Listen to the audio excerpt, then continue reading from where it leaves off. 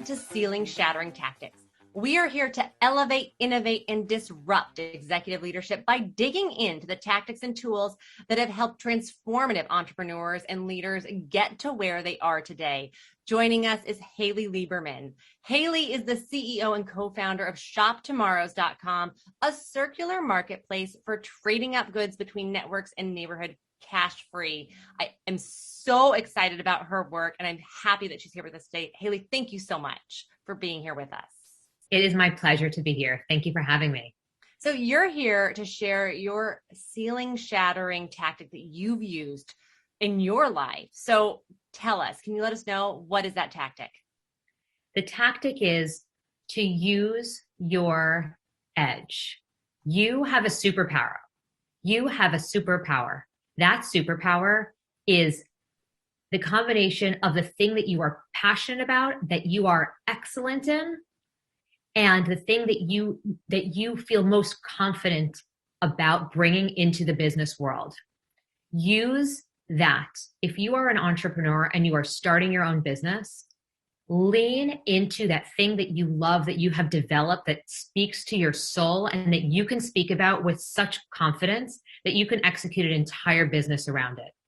The reason why that will forever be your superpower is because when you are in business, whether you're a founder or part of the executive suite of a company, you need to be so on all the time. It is just true.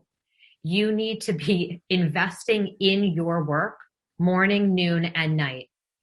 And what's going to get you there, what's going to keep you there, is loving the work that you do. And that is also why people will invest in you. Something that a lot of people don't talk about before you start your own business, something that I knew very little about before starting Shop Tomorrows, was how significant it is to get the right people, whether that's your executive team or your advisory board. So to get the right people around you and the right capital around you. You need people and you need capital to grow your business or to excel a business that you're a part of. The way that you galvanize those two things is by harnessing your superpower, which is being super bold about the thing that you love and just being really ballsy about showing up and being that person. I just love the word superpower and how that makes me feel. Because it does give you even confidence just thinking about like that you have a superpower. But immediately I went, well, how do I figure out what my superpower is? That's a great question. I fortunately have not had to struggle with that question. I have always been interested in fashion, not with a capital F, not the industry, but really clothing, why we wear what we wear. I was a professional costume designer for Lincoln Center, the Metropolitan Opera, Madonna, Condé Nast before starting Shop Tomorrows, which is now a circular marketplace for trading up clothes. So it's all about sustainability and giving people the tools to live as conscious consumers when it comes to fashion.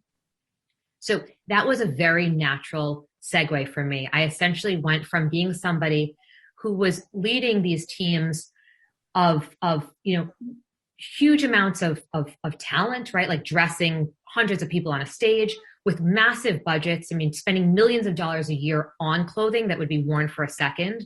And it was very natural that when I then had my children, I immediately wanted to like pare down and use tech for good rather than consumption. So how does one find it if they don't know where it is, right? First, exactly. First, like check your true north. Okay. Second, what I would say is just follow it. What interests you? Where do you gravitate towards? What books are you reading? What fuels your soul? What motivates you? If you're a wellness person, right? Like let's say you want to start a business, but you don't know where to start. First thing that I would say is do not start a business just because you want to start a business. You don't even think about it like starting a business. Find the problem that you want to solve using the thing that you know so much about that it hurts that your solution is not in market. Yeah. Then, right, if you have your own experience, let's say you're a wellness person, just to go back to that for a minute, and you're constantly, you take your vitamins, you take your supplements, you believe in your routine, your yoga, your ritual, and that is the thing that that excites you most and that you know the most about. Lean into that. Build a business around that. If you figured out what works for you, try to replicate that and see how it can work for somebody else. Oh, go ahead. I was just going to say, I think where founders get into trouble is when they want to start a business for the sake of it and they don't know where to begin. That is the reverse order. It's really interesting because but I still think like knowing your superpower, right? Because it's like, is it a skill? Is it a trait? Is it, and I think because I feel like I do know my superpower. I've always said what I'm really when it comes down to it, what am I good at? I'm good at digesting extremely complex problems and getting other people to understand them in an entertaining way, right? Like I've always said, that's my superpower. That's what I can do. But I'm not quite sure how I came to figure that out. So I think that's the trick. It is a tricky one, but it can be done. I think it takes a lot of listening, both to others, to feedback that you get, but also to yourself. What ignites you? What ignites me is it's a combination of, yes, the subject matter, which as I just explained is fashion, clothing, sustainable fashion. But I love the storytelling element of it. I love to communicate why I do what I do. And when I do, when I'm in this conversation with you, I light up. It doesn't matter what kind of day that I had, right? Which tells me that one of my superpowers is communication, narrative, conversation, and that in business, if you can find that in yourself, or if you have that spark, if you enjoy talking to people, maybe that means that you are right for a CEO role in which you're pitching your business and you have to, you really have to galvanize those people and that capital around you. Maybe it's being awesome in a sales role. Mm-hmm. Or if you prefer to be more on the quiet side, introverted, right? And your superpower is in, maybe it's technology or it's in systems. It's something that really takes a lot of inward focus. Lean into that, figure out how that can be a tool in business, how that can be a tool for success. But don't try to change yourself.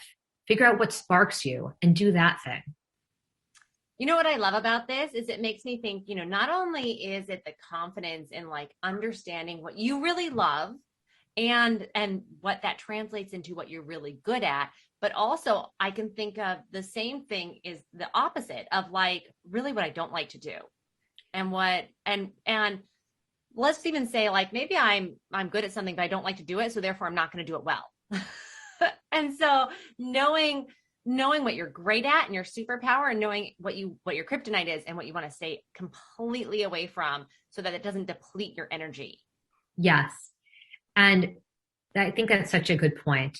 There is always the balance, right? You are going to have to probably do some of that stuff that you don't really like to do. I have to do numbers sometimes. Numbers. I have to do financial modeling, or I have to at least understand it when it's presented to me and when we're building out a model, right? I'm not good at it. I recognize though that I have to do it. And there's a level of which I have to participate in it, right? Mm-hmm. And I think that I would also I would be open to that side of the sort of the coin as well, because I do think that we see, too often that some people who are just entering the workforce want it to be 100% perfect passion. They just want to do everything is only that thing that they're great at and that they love to do. That's not quite reality. It's true. It's just funny because I can think about so people think I was in the news for a long time. Now I do marketing, and they think that marketing and PR go hand in hand. And when someone asks me to do PR, I want to crawl in a cave and I don't just stay 100% away from it, because there are people that are really great at it. And I am the opposite. I want nothing to do with it. And so it's just funny how like we need to set really good kind of frameworks and expectations for ourselves. And when we do that, know that we do have to do some things sometimes, but like really hone in on those superpowers. And this has been wonderful to chat about. So before we let you go, I want to turn the microphone over to Anne, who is going to ask you 2 questions for our Dear Future Disruptor segment. Can't wait. Hi, Haley. I really enjoyed your talk, especially about like finding your superpower, because as a student, like I'm always struggling to like find my passions and stuff. But I think it's really awesome how you mentioned that you really need to try everything first before you know what you really enjoy doing. So that's something that I'll definitely be taking on. And I'm just going to ask you 2 quick questions, and you can feel free to go as in depth as you'd like for them. Perfect. So the first question is, what is one decision you made that changed the trajectory of your life? The decision to start ShopTomorrows, a fashion tech company, absolutely changed my life. I did not think when I was your age that I would go and be an entrepreneur in this capacity. It doesn't surprise me. It doesn't surprise the people in my life, but it sure as hell was a very different path than the path that I was on before as a freelance designer. And I can see how starting this and getting this taste of entrepreneurialism and sort of success in building tech products for good is going to put me on the path towards doing this for the rest of my life, which I could never have imagined when I was a student, either in undergrad or in graduate school. That's amazing. And what are some resources you would suggest for new leaders? Well, I love that question. First, listen to podcasts, listen to this one, go back into the library and sink your teeth into all of them. There are some really great books that I wish that I could remember off the very top of my head. Dear Founder is one by Maynard Webb. Definitely listen. The Lean Startup is another very important one. 1,000, what is it? 1,000 First Fans. I mean, you're putting me on the spot, but they're all very important to me. And I would also say it's not necessarily a tangible resource, but the people around you are your resource.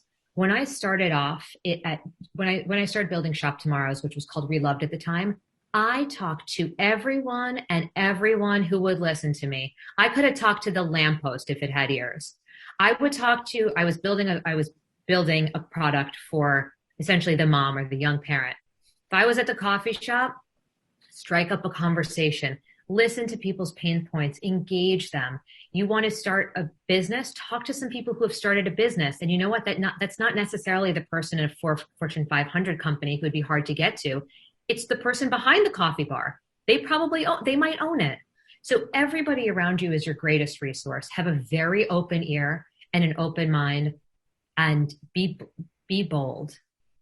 Yeah, I definitely agree. It's so important to talk to everyone around you in your community, get to know different perspectives. So those are all the questions I have for you. Thank you, Haley. Thank you. Amazing. Oh, okay. I love those answers. And I know that you're busy. So before we let you go, will you please share with us something that you're working on right now that you're excited about that we can share with our community?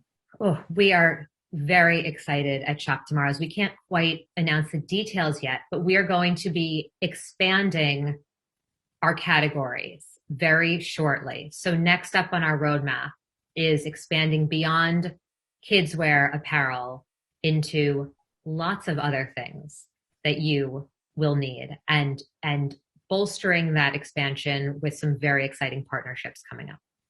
Oh, that's amazing. And how can people follow what you're doing? Perfect. So definitely join us on the website at shoptomorrows.com. You can follow us on Instagram at shop_tomorrows. That's tomorrows plural, as in we're building a better tomorrows. And you can follow me, please do, on Twitter at Haley Lieberman's. So that's Haley Lieberman with a Z at the end. And I'm new to Twitter, so don't be put off by my low follower count. Just engage. Oh, amazing. Well, so that is it for this week's Ceiling Shattering Tactics. If you would like more insight into the toolboxes of influential female leaders, such as Haley, follow Mind the Ceiling on social media to get the latest updates. And we will see you all next week.